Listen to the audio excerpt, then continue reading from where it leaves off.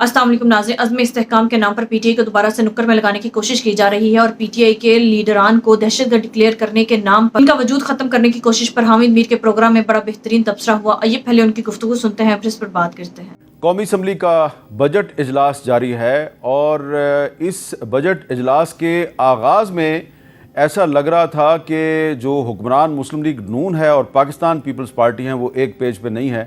उसके बाद इनके मुज़ाकरात शुरू हुए और अब ये बताया जा रहा है कि दोनों एक पेज पे आ चुके हैं। लेकिन कल जो कौमी असम्बली में आसफ़ा भुट्टो ज़रदारी साहिबा ने जो तकरीर की, वो तकरीर ये बता रही थी कि शायद अभी तक मामलात पूरी तरह तय नहीं हुए और इस दौरान में एक और मामला आ गया है और वो मामला है कि ऑपरेशन अज़्म इस्तेहकाम, जो कि खैबर पख्तूनख्वा और बलूचिस्तान में एक नया ऑपरेशन शुरू किया जा रहा है, जिसके बारे में वज़ीर दफ़ा ख्वाजा मोहम्मद आसिफ और वज़ीर इत्तलात अता तारड़ साहब कौमी असम्बली में ये कह चुके हैं कि ये ऑपरेशन ज़रूर होगा।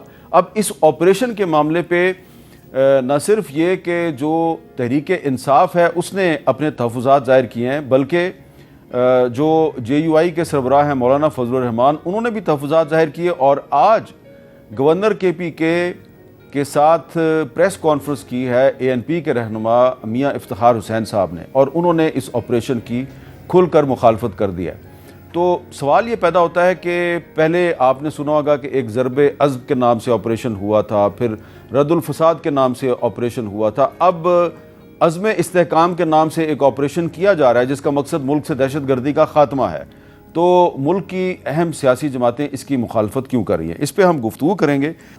तो राना सनाउल्लाह साहब, सबसे पहले मैं चाहूँगा कि मैं आपको सुनवाऊँ कि मौलाना फजलुर रहमान साहब जो हैं उन्होंने आज क्या बात किया इस बारे में, ज़रा सुने आप। हमने उस वक्त भी इस हिकमत अमली पे एतराज़ किया था कि जो ऑपरेशन आप स्वात से शुरू कर रहे हैं, आज 2024 में आप उसके नतायज अपने आंखों से देख रहे हैं। दहशतगर्दी ख़त्म हुई या उससे कई गुना और ज़्यादा बढ़ गई। हम आपको ताकतवर देखना चाहते हैं और हमें पता है कि आप हमें कमज़ोर देखना चाहते हैं, ये भी मालूम है। आप सियासत को कमज़ोर देखना चाहते हैं, आप पार्लियामेंट को कमज़ोर देखना चाहते हैं, आप उनको अपने घर की लोंडी बना कर रखना चाहते हैं, सब कुछ मालूम है। हम चाहते हैं कि इन हालात से हम निकले, बाइज़्ज़त रास्ता उसके लिए निकालें। इसकी जिम्मेदारी जितनी हमारे ऊपर है, कहीं ज़्यादा उनके ऊपर है। अच्छा, तो राना साहब, मौलाना फजलुर रहमान साहब जो हैं वो उस पर कह रहे हैं जी कि हम तो इसके पहले भी मुखालफ हैं और अब भी मुखालफ हैं और तहरीक इंसाफ भी इसकी मुखालफत करी। आप नहीं समझते कि इस ऑपरेशन के ऐलान से पहले तमाम पॉलिटिकल पार्टीज़ को एतमाद में लेना ज़रूरी था? ऑपरेशन तो KPK में, बल्कि पूरे मुल्क में और बिलखसूस KPK में दहशतगर्दी के ख़िलाफ़ जारी है। अब उसको अगर इस्तेहकाम का नाम दिया गया है, अज़्म इस्तेहकाम कहा गया है, तो उसमें सिर्फ ये है कि दहशतगर्दी के ख़िलाफ़ तो ऑपरेशन जारी है, लेकिन कुछ ऐसी फोर्सेस जो अदम इस्तेहकाम पैदा करने की या इस्तेहकाम ना आने की जो है वो कोशिश में मसरूफ़ होती हैं, तो ऐसी कुव्वतों को भी जो है वो निशाने पे रखा जाएगा, उनका भी जो है वो ज़रा थोड़ा हिसाब किया जाएगा। बाकी ऑपरेशन जो है वो तो ऑलरेडी जारी है कि ये कोई नए सिरे से किसी ऑपरेशन का आगाज़ तो नहीं होने जा रहा।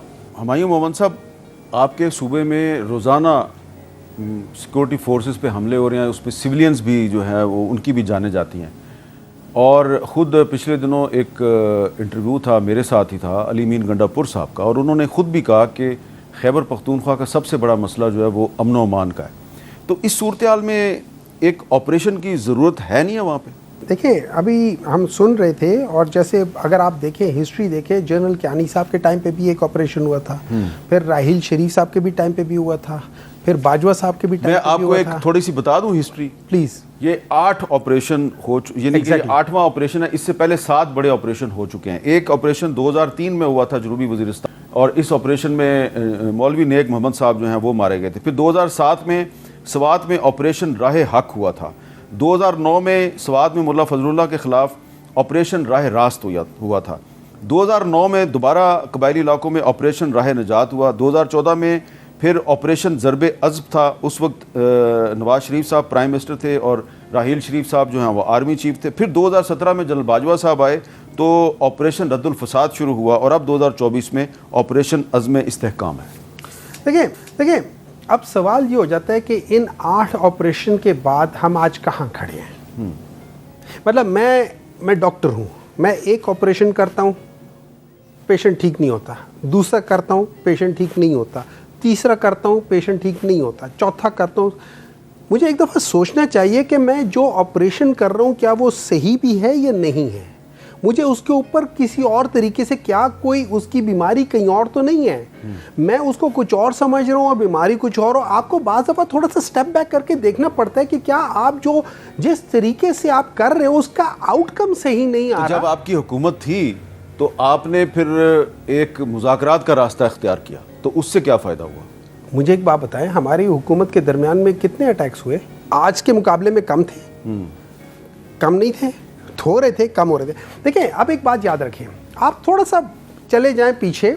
تو آپ بنیادی طور پہ یہ کہہ رہے ہیں کہ مسئلے کا حل آپریشن نہیں ہے, مذاکرات ہیں. دیکھیں مسئلے کا حل یہ ملٹی فیسڈ پرابلم ہوتا ہے, اس کا حل صرف اور صرف آپریشن نہیں ہوتا, اس کا حل بہت ساری چیزوں کے اندر کرتا ہے. لیکن میں تھوڑا سا ذرا پریشان ہوا ہوں. میں ابھی جو رانا صاحب نے جو ایک بات کہی ہے نا, میں اس کے اندر مجھے کچھ اور لگ رہا ہے. سو یہاں پہ جو انہوں نے بات کی, مجھے لگتا ہے کہ یہ آپریشن کسی اور کا نام دے کے کچھ اور کرنا چاہ رہے ہیں جو انہوں نے ابھی بات کی ہے. I am actually very concern about that. یہ سیدھی سی بات ہے, انہوں نے کہا کہ جو اس آپریشن کی مخالفت کریں گے. نہیں یہ نہیں کہہ رہے. وہ کہتے جو استحکام نہیں لانے والے بعض لوگ ہیں ان کو بھی اس میں کرنا چاہیے. اب وہ کون ڈیسائیڈ کرے گا کہ کون استحکام نہیں لا رہا, کون کیا کر رہا ہے, کون کیا کر رہا ہے, کون کیا کر رہا ہے. اب who will be the person to decide this thing. اچھا, اب اس جگہ پہ مجھے ایسے لگتا ہے کہ اس کے آڑ میں ہو سکتا ہے کچھ اور چیزیں باتیں ہو رہی ہوں. میں آئی ایم سوری, میں ان کی بات سے بہت زیادہ تشویش ہو گئی ہے کہ اس کے اندر اور چیزیں بھی شاید شامل ہیں. تو میری تو سجیشن ہمیشہ یہی تھی کہ ان سب کو آپ مختلف طریقوں سے کریں. اگر ہم کوئی صحیح کام کر رہے ہوتے تو یہ کم از کم پچھلے 20 سال سے, آپ 2003 کی بات کر رہے ہیں, اس وقت سے آج تک 21 سال ہو گئے ہیں. تو اگر ہم 21 سال سے ایک کام کر رہے ہیں اور اس کو ہم نہیں ٹھیک کر پا رہے تو مے بی ہم اس کو صحیح طریقے سے ایڈریس نہیں کر رہے. تو آپ کو تھوڑا سا اسے پیچھے ہٹ کے کرنا ہوگا. until unless there are some other associated things جو ہم اس کے ساتھ کر رہے ہیں. ٹھیک ہے. اچھا, دوسرا سوال یہ ہو جاتا ہے, جیسے آپ نے بات کی, مولانا صاحب نے اپنے اس میں کہا ہے, انہوں نے کہا کہ ڈی آئی خان میں آج کل شام کے بعد, اور لٹرلی لوگ کہتے ہیں شام کے بعد وہاں پہ اسٹیٹ کی تو ریٹ ہی نہیں ہے, وہاں پہ نہ پولیس کی ہے, وہاں پہ نہ آرم فورسز کی, کسی کی نہیں ہے, وہ لوگ کھلے پھر رہے ہیں. اچھا, اس کے بعد چلے جاتے ہیں, چلو ان کو چھوڑ دیں. مجھے بات بتائیں, کچے کے ڈاکوؤں کے لیے ہم نے آج تک کیا کیا ہے؟ کیا وہ لوگ ٹیررزم نہیں کر رہے ہیں؟ کیا وہ لوگ جا کے وہاں پہ یہ جو سویلینز ان کو نہیں کر رہے؟ اب آ جاتے ہیں کے پی کی طرف. کے پی پچھلے کتنے سالوں سے بلیڈ کر رہا ہے, مسلسل بلیڈ کر رہا ہے, اور ہم اس زخم کو بار بار تازہ کر رہے ہیں.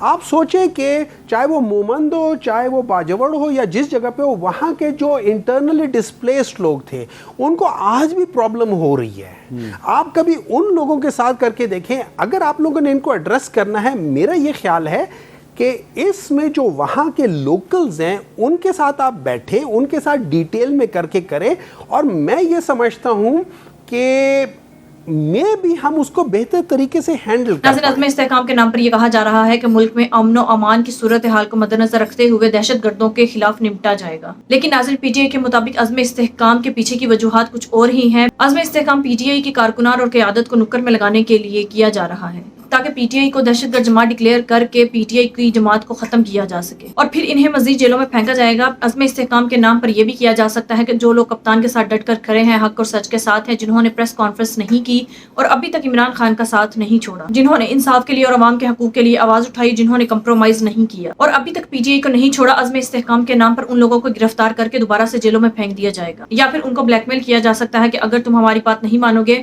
تو پھر تم لوگوں کو دہشت گرد ڈکلیئر کر کے جیلوں میں پھینک دیا جائے گا. ناظرین, پی ٹی آئی کے مطابق عزم استحکام پی ٹی آئی کی قیادت کو نکر میں لگانے کی اور کنٹرول کرنے کی سازش ہے. دوسرا, جو پاکستانی عوام اپنے حقوق کے لیے کھڑی ہوتی ہے, آواز بلند کرتی ہے, احتجاج کرتی ہے, اور ان کا منہ بند کرنے کے لیے یہ سب کچھ کیا جا رہا ہے. ناظرین، حکومت چاہے جو مرضی کرتی پھرے، مہنگائی کرے، کرپشن کرے، عوام پر جتنا مرضی ظلم و ستم کرے، عوام کا جتنا مرضی خون چوسے، لیکن اس پر عوام کو بولنے کی اجازت نہیں دی جائے گی. ناظرین، آپ کے اس بارے میں کیا رائے ہے؟ کامنٹ میں ضرور بتائیے گا. اگلی ویڈیو میں ملتے ہیں، تب تک کے لیے اللہ حافظ.